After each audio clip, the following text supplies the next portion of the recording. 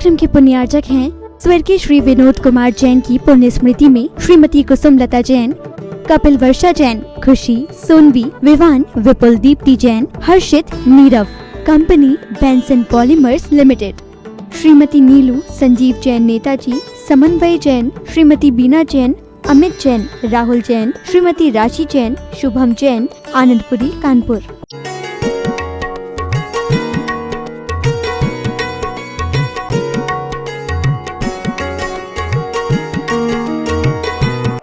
तीर्थंकर बनेगा जिसे बड़े बड़े राजा महाराजा सेठ साहूकार इंद्र सौदर इंद्र सारे चारों निकाय के देवता जिसे नमस्कार करेंगे, वो महाराज पिट रहे हैं बंधुओं। कर्म बहुत खतरनाक है, कर्म बहुत बलवान है। इतने बड़े बड़े पुण्यशाली जीव भी कर्म की चपेट में आ जाते हैं, कर्म की चपेट में आ जाते हैं। तब फिर तो समनभद्र स्वामी बीमारी में ग्रसित हो गए और भस्मक व्याधि रोग हो गया कि जो कुछ वो खाते हैं वो भस्म हो जाता है। बहुत जगह उन्होंने कोशिश की इस रोग को मिटाने की, मगर रोग नहीं मिटा। बनारस आ गए और वह 6 महीने वहां रुके। 6 महीने में उनकी बीमारी खत्म हो गई। अब जब बीमारी खत्म हो गई तो भोजन बचने लगा। कितना खाएंगे फिर स्वस्थ होने के बाद। अब जब वहां के पुजारियों को पता चला कि ये भोजन बचने लगा है और कर्मचारी से ये भोजन को बाहर रखवा देते हैं, जानवर खा जाते हैं, पुजारियों ने राजा से शिकायत कर दी कि राजन, हमें तो शक है कि अभी तक आपके इष्ट ये भोग नहीं लगाते थे और जब से ये महात्मा आए तब से ये भोग लगाने लगे। ये कैसे हो सकता है? मुझे कुछ समझ में नहीं आता। और बच कैसे रहा है? राजा ने अपने पुजारियों की बातों को मान करके इनसे पूछा कि हे योगी राज, ये बताइए कि अब ये भोजन क्यों बच रहा है, और अगर नहीं बता सकते तो मेरे इष्ट को आपको नमस्कार करना होगा। यानी मेरे जो भगवान जिसे मैं मानता हूं उन्हें आपको नमस्कार करना होगा। योगी कहते हैं, समनभद्र कहते हैं, क्योंकि उन्होंने एक योगी का भेष धारण कर लिया था, दिगंबर मुद्रा को छोड़ करके और योगी की मुद्रा रख ली थी। वो कहते हैं, राजन, मैं नमस्कार करने में मुझे कोई तकलीफ नहीं है, मगर मैं ये डंके की चोट पे कहता हूं कि तुम्हारे ये इष्ट मेरा नमस्कार स्वीकार नहीं कर पाएंगे।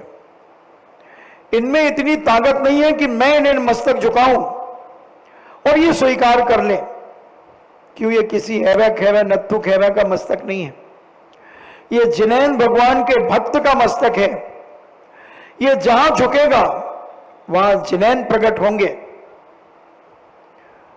और ये सहन नहीं कर पाएंगे तुम्हारे इष्ट। इन्हें जंजीरों से बांध दो, ये फट जाएंगे तुम्हारे इष्ट मैं जब नमस्कार करूंगा। राजा कहता है, क्या कहते हो? बोले, हाँ ठीक है, कल प्रातःकाल देखा जाएगा। और समनभद्र जी को उसी स्थान पर बंद कर दिया गया, दरवाजे बंद कर दिए गए, पहरेदार लगा दिए गए। समनभद्र सोचते हैं कि मैंने कह तो दिया है कि तुम्हारा ये इष्ट फट जाएगा अगर मैं नमस्कार करूंगा, तो क्या करूं? कह दिया मैंने, विश्वास के साथ श्रद्धा के साथ कह तो दिया, और अगर नहीं फटा तो, और जहां तो बट परंतु किंतु लेकिन लग जाए तो वहां अनेक समस्याएं खड़ी हो जाती हैं। और समनभद्र जी कहते हैं, ठीक है, और वो ध्यान में बैठ गए। जैसे ही वो ध्यान में बैठे उसी समय शासन देवी अंबा देवी वहां पर आ गई और समनभद्र जी के लिए ढोक लगाती है और कहती है, डरो मत।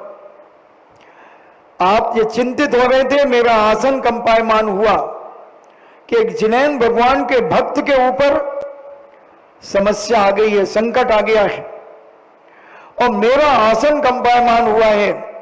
उसी समय में आपके पास चली आई, क्योंकि देवता को पलक झपकते ही हजारों लाखों किलोमीटर दूरी नाप लेते हैं।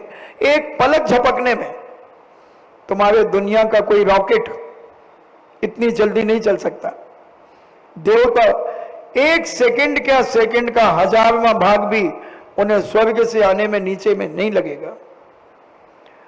पंडाल से बाहर निकलने में जितना समय लगेगा उतने में तो वो 10 बार आ जाएंगे और चले जाएंगे।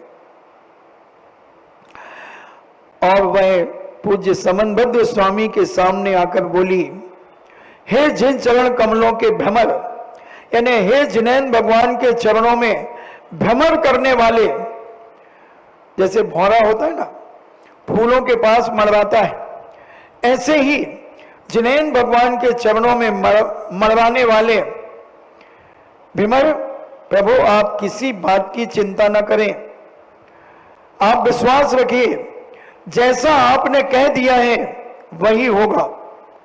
आप डरे मत, बस आप 24 भगवान की स्तुति करना शुरू कर दें। जैसे ही आप उनको वहां ले जाएं आपको, तब आप 24 भगवान की स्तुतियां करना शुरू करें। और स्तुतियां आप जब करेंगे तब कोई ना कोई सत्य प्रकट होगा। निश्चित वह उनका पिंड फटेगा, वह पाषाण फटेगा। और अंबिका देवी ऐसा कहकर के अपने स्थान को चली गई। समनभद्र बहुत अंतरंग से प्रसन्न हुए कि मेरे जिनैन धर्म का चमत्कार होगा, जिनैन भगवान का चमत्कार होगा और लाखों व्यक्ति उस चमत्कार को देखेंगे। और मेरी आस्था, मेरा विश्वास, मेरी दृढ़ता और दिन दूनी रात चौगनी मजबूत होगी। और वह अपने विश्राम के लिए चले गए। प्रातःकाल ब्रह्म मुहूर्त में उठते हैं, अपनी दैनिक क्रियाएं करते हैं और राजा दरवाजा खुलवाता है। राजा साहब खड़े हैं, पुजारी खड़े हैं, मंत्री खड़े हैं और कहते हैं, आइए आप हमारे इष्ट के सामने जाकर के नमस्कार करिए, नमस्कार करिए। समनभद्र जी कहते हैं, राजन, शिवाइन उन राजा का नाम था। वो कहते हैं कि ये मेरा नमस्कार स्वीकार नहीं कर पाएंगे, क्योंकि एक जैनी का मस्तक है। ये जैन का मस्तक हर जगह नहीं झुकता। बोले, बातें करने में कुछ नहीं रखा है, कुछ करके दिखाओ। और समनभद्र स्वामी शुरू करते हैं, स्वयं भुवा भूहितेन भूतले समंजस ज्ञान विभूति चक्षुषा। ऐसे ऋषभनाथ भगवान की भक्ति करते हैं, फिर अजितनाथ भगवान की भक्ति करते हैं, फिर संभवनाथ भगवान की भक्ति करते हैं, अभिनंदन नाथ भगवान की भक्ति करते हैं, सुमतिनाथ भगवान की भक्ति करते हैं, पद्म प्रभु भगवान की भक्ति करते हैं, सुपारसनाथ भगवान की भक्ति करते हैं। 7 भगवानों की भक्ति में उन्होंने नमस्कार नहीं किया, केवल गुणानुवाद करते चले गए, भगवान आप ऐसे हैं, भगवान आप ऐसे हैं। अभी उन्होंने नमस्कार नहीं किया। और जैसे ही 8वें भगवान की स्तुति करना शुरू किया, चंद प्रभम चंद मरीच गौरम चंदम द्वितीयम जगदिव्य कांतम बंदे भी बंदम। जैसे ही वंदना की और वह पाषाण फट गया और उसमें चंदा प्रभु भगवान की प्रतिमा प्रकट हो गई। इस स्फटिक मणि की प्रतिमा प्रकट हो गई और ये सारा दृश्य देखकर राजा थर-थर कांपने लगा, सारे पुजारी थर-थर कांपने लगे। लाखों की जनता जो यह दृश्य देखने के लिए आई थी वह थर थर कांपने लगी। अब क्या होगा, अब क्या होगा। चंदा प्रभु भगवान की प्रतिमा इस स्फटिक मणि की, जैसे चांदखेड़ी में पूज्य मुनिश्री ने भूगर्भ से चंदा प्रभु भगवान की प्रतिमा निकाली थी, करीब 2-2.5 फुट की प्रतिमा। ऐसी वह प्रतिमा को देखकर सारे लोग उंगलियां दबाने लगे। राजा का जो इष्ट था वह फट चुका था, टुकड़े टुकड़े हो गए थे उसके। और ये सारी चीजें देखकर राजा समनभद्र स्वामी से कहता है, आपकी शक्ति का प्रभाव, आपके तेज को देखकर हमें आश्चर्य का कुछ ठिकाना नहीं है। मैं आपसे पूछना चाहता हूं, आप बतलाइए आप कौन हैं, कौन हैं आप? वेदांती हैं, आप शिव भक्त हैं, आप किसके भक्त हैं? तब पूज्यवर कहते हैं, मैं जिनेंद्र भगवान का भक्त हूं, मैं सच्चे देव सास गुरु का भक्त हूं। अच्छा, तो आप कौन हैं? तब वो कहते हैं, मैं कांची में नग्न दिगंबर साधु होकर रहता था। इसके बाद शरीर में बीमारी होने के कारण मैं पुंडू नगर में बुद्ध भिक्षुओं के आश्रम में गया। मैंने वहां भी भोजन किया, दिगंबर भेष छोड़ दिया, मगर वहां मेरी बीमारी दूर नहीं हुई। फिर मैं दसपुर गया, वहां मैंने बहुत मिष्टान्नमय भोजन किया। परिव्राजक का मैंने भेष बना करके यत्र तत्र विचरण करता हुआ अब मैं बनारस में आया हूं और एक साधु का भेष बनाकर, हे राजन, मैं निर्गंतवादी और स्यादवादी हूं। जिसकी शक्ति बात करने की हो पर मुझसे आकर के बात विवाद कर ले। वो चुनौती देते हैं कि मैं स्यादवादी हूं, अनेकांतवादी हूं और निर्गंतवादी हूं। किसी में भी अगर हिम्मत हो तो वो मुझसे बात विवाद कर ले। पहले मैंने पाटलिपुत्र में जाकर के बात भैरी बजाई थी। मैंने पाटलिपुत्र के अंदर घंटे बजाए थे कि आओ जिसमें बात विवाद करने की ताकत हो वो मुझसे आकर के बात विवाद करे। उसके बाद मैं मालवा गया, मालवा में सिंधु देश गया, ढाका गया, बंगाल गया, कांजीपुर गया, विदिशा गया, अनेक अनेक देशों में मैं भेरी बजा करके आ रहा हूं और कोई भी मुझे अभी तक परास्त नहीं कर सका। और आपके नगर में भी अगर कोई विद्वान हो तो वो मुझसे आकर के बात विवाद करें, शास्त्रार्थ करें, क्योंकि मैं सह के समान निर्भय होकर विचरण करता हूं, इधर उधर विचरण कर रहा हूं। इतनी आस्था थी उन्हें अपने जिनेन भगवान के धर्म के ऊपर कि मैं जो कह रहा हूं मैं कर लूंगा। और इसके बाद उन्होंने बड़े बड़े विद्वानों के द्वारा शास्त्रार्थ किया और शास्त्रों में उन सबका अभिमान चूर कर दिया और सभी को पराजित करके जैन शासन की ध्वजा की प्रभावना की। दिन दूनी रात चौगनी बढ़ती चली गई और समनभद्र स्वामी ने सारे लोगों को बताया कि तुम जिसे इष्ट मानते थे वो क्या है और जिसे मैं इष्ट मानता हूं वो क्या है। राजा शिवाइन आश्चर्यचकित हो गया और इस घटना को देखकर उसकी आस्था जैन दर्शन पे बहुत दृढ़ता के साथ बढ़ गई और उसने अपनी विवेक बुद्धि के द्वारा अपने मन को पवित्र करते हुए चारित्र मोहिनी कर्म का क्षयोपशम हो जाने से उसके हृदय में वैराग्य उत्पन्न हो गया और उसने विचार किया कि जीवन का कल्याण का मार्ग यही दिगंबर धर्म है। अब उसने उन्हीं पूज्य मुनिराज से निवेदन किया कि हे महाराज, मैं अब संपूर्ण राजपाट छोड़कर मैं दिगंबरी दीक्षा धारण करना चाहता हूं, मेरे अंदर वैराग्य उत्पन्न हुआ है। तब समनभद्र स्वामी स्वयं दिगंबर दीक्षा ली और उन्हें अपना शिष्य बनाया, शिवाइन जिनका शिव कोटि नाम रखा गया। और उन्होंने लोहाचार्य एक आचार्य हुए।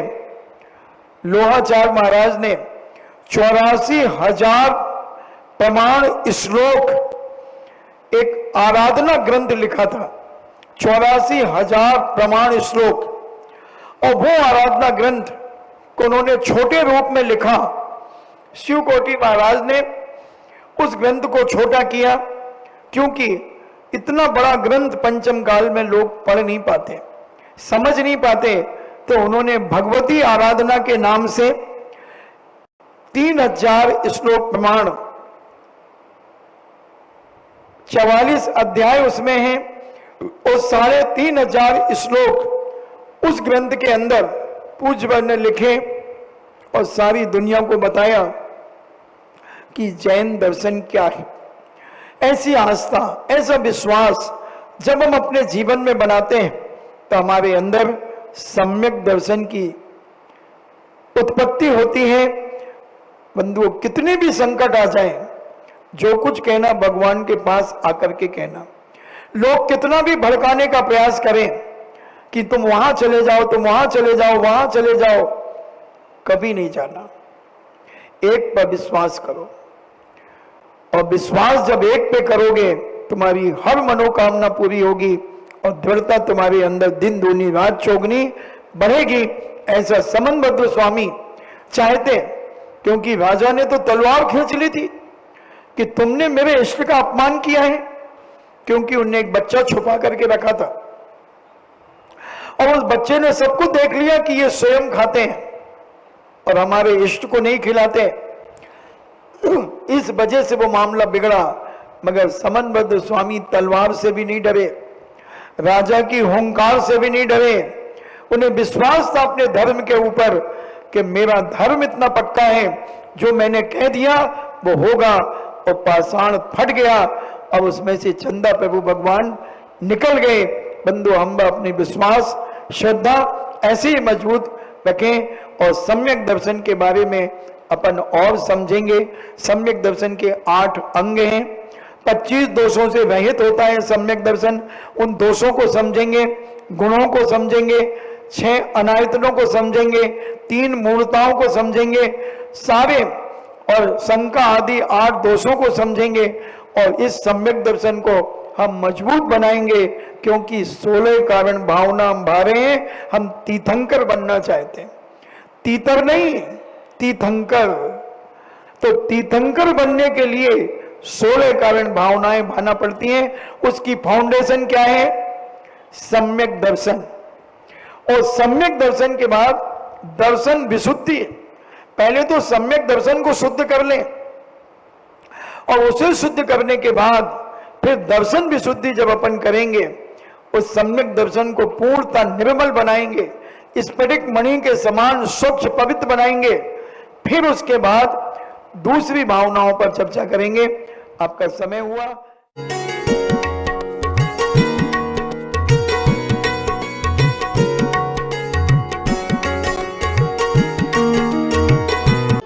इस कार्यक्रम के पुण्यार्चक थे स्वर्गीय श्री विनोद कुमार जैन की पुण्य स्मृति में श्रीमती कुसुमलता जैन, कपिल वर्षा जैन, खुशी, सोनवी, विवान, विपुल दीप्ति जैन, हर्षित, नीरव।